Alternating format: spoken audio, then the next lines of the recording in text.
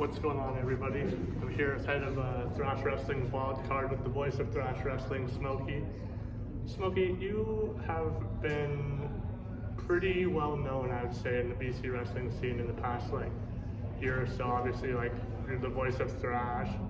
Spent some time down at ASW shows and things like that. What's the journey kind of been like for you so far? It's been a wild ride, man.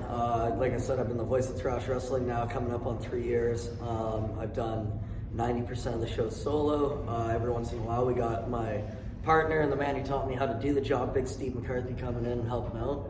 And, I'd be nowhere without him. And it's always great to have him on the panel with me. But for the most part, I've been doing Thrash Wrestling solo. And I tell all the other companies that I'm lucky enough to go out and work for, those being, Canadian Apex Wrestling and Vancouver Island Pro Wrestling and such.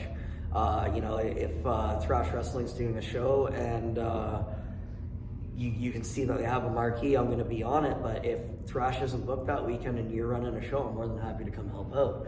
And so I've been lucky enough to hop in lots of cars and go work with lots of great locker rooms and lots of great promoters and companies, especially on the coast side here.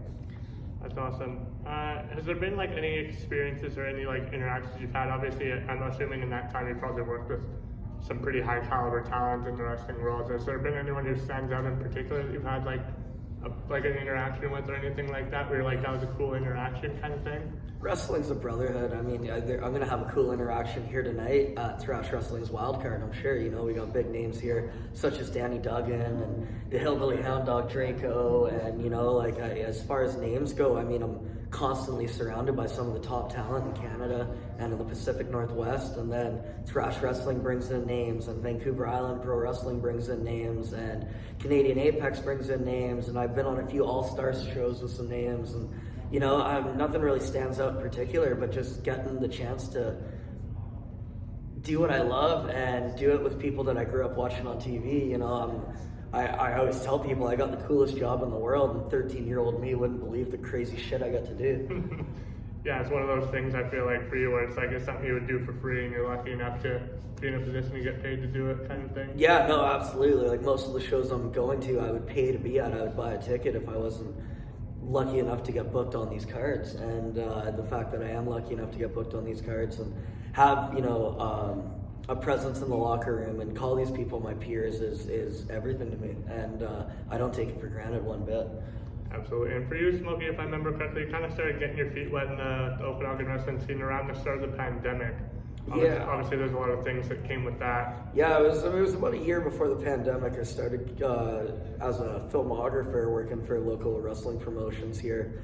And then I really just found a home in Thrash Wrestling. And as film started taking off, it turned into we were filming music videos, and one of the guys that we were filming music videos for happened to be the aforementioned Big Steve McCarthy.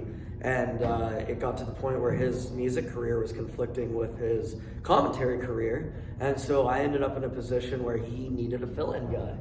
And it was trial by fire. I didn't go to school for any of this. I just found my way into it, and he, taught me to the best of his ability, and he did, as far as I can tell, quite a good job. I haven't had too many negative feedbacks anyway. Yeah, you're incredible at what you do. I mean, and if the fans who have been to the Thrash show know that Smoky's the man when it comes to commentary and the shows and stuff. You're kind of the one that really adds to the atmosphere a lot of the time, aside from obviously the in-ring talent and the things that come with that. Well, and I do my best, but not a lot of companies do live commentary, and even fewer do live commentary well.